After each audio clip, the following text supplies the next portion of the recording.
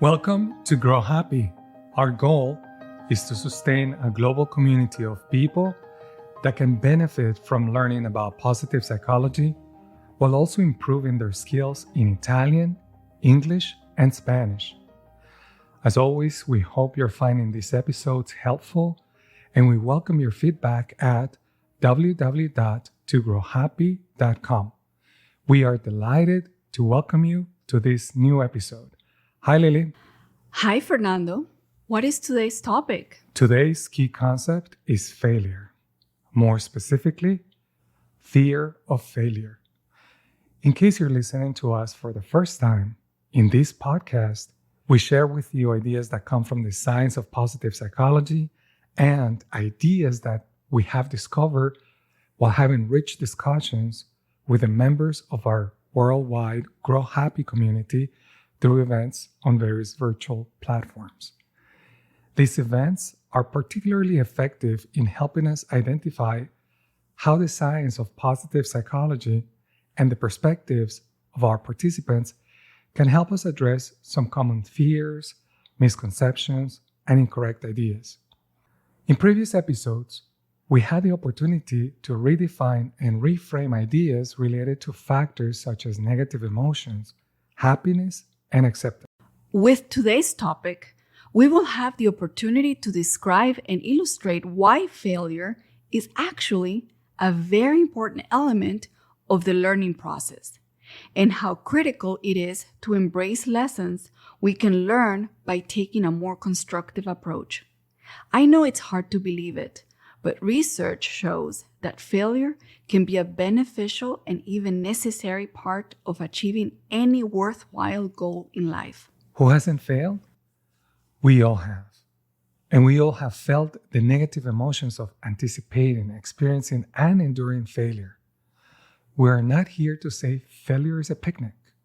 Failure can be costly. We can lose resources like money, time, relationships, and status. Or we truly could miss out, the so-called and fear FOMO. All these factors make failure appear something to be avoided at all costs.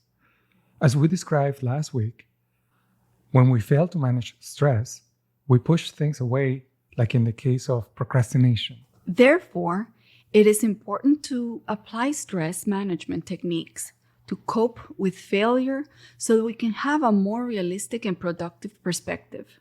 When we do that, we can become stronger. We can bounce back and push through the challenges we're facing. Today, I'd like to give out a shout out to my son, Nico. Hi, Nico. At the time of this recording, he's 17 years old. But when he was 8, we went biking on a pretty steep mountain. Nico felt overwhelmed and tired about a quarter of the way up the mountain. We stopped and I told him it was up to him to continue or turn back around. He told me that he wanted to continue at least to the next curve he could see from the place we had stopped. At the same time, there were road bikers passing by. They would first ask us if we were okay and then would encourage him. Totally random strangers were cheering him on. Nico chose to keep going. We stopped 3 or 4 more times, and at each time, the same thing happened. I told him it was up to him. Bikers will check on us, and then he would choose to go to the next point. Little by little, we kept pedaling. Random bikers and people kept cheering him, and about an hour later, we reached the top of South Mountain. Over the years, I have used this memory to remind him, and honestly to remind myself, of multiple principles. 1, you can break an overwhelming task into small steps. 2, it's okay if you can't achieve your goal the first time around. The fact he couldn't do the whole mountain in one shot on his first try shouldn't be defined as failure. And 3, we can use previous challenges to be inspired and be engaged as we face new challenges. Our insecurities, such as self-doubt, can be significant detractors. For example, in the case of imposter syndrome, we sometimes feel like we're faking it in our own careers, and that maybe one day people will lift our masks up and reveal to the world that we are not the real deal. I think fears, like the imposter syndrome, are partly due to the myth that abilities are set in stone.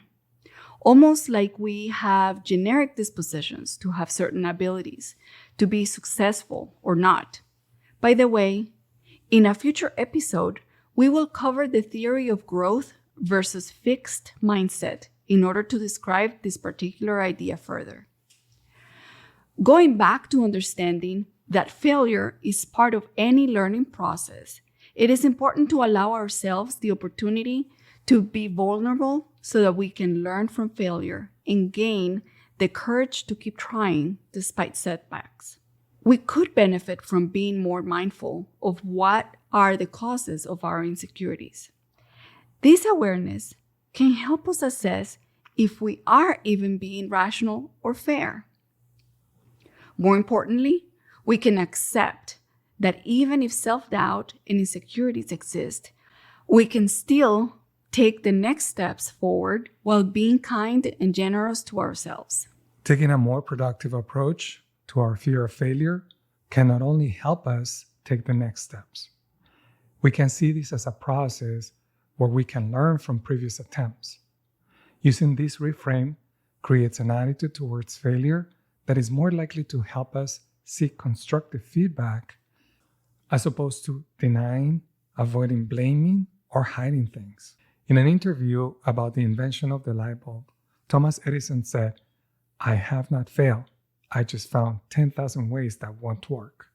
As we often like to indicate, it is important to know when you can improve just by using a different outlook in life, by creating new habits, or by using strategies like the power of reflection and mindfulness, versus when it might be necessary to ask for the help of a mental health expert.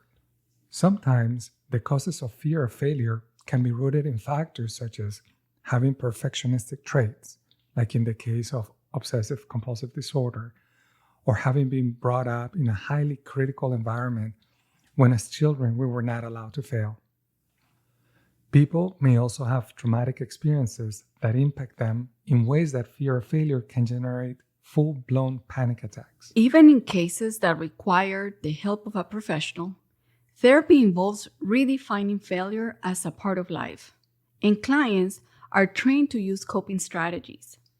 Therefore, although fear of failure can trigger avoidance, anxiety, helplessness, indecisiveness, and feeling out of control, we can all learn to be more open about failure in a way that can help us learn along the way. Our topic for next week is the joy workout. We will describe science-based strategies that were shared in a New York Times article on how we can use movement patterns to boost our energy and mood. We will elaborate on the specific techniques outlined in this article to expand a little further to talk about how we all could incorporate these principles in our everyday lives to feel more playful, joyful, and energetic. Remember, you can listen to this episode in Italian and Spanish as well. Consider supporting us with a small donation by visiting our website www.togrowhappy.com. The three words together, to grow happy, togrowhappy.com, where you can find all our podcasts and transcripts for each episode. You can also help us by leaving a positive review on the platform you use to listen to this episode and share your thoughts with us. We hope this episode can help you become happy. Goodbye. Ciao. Adios.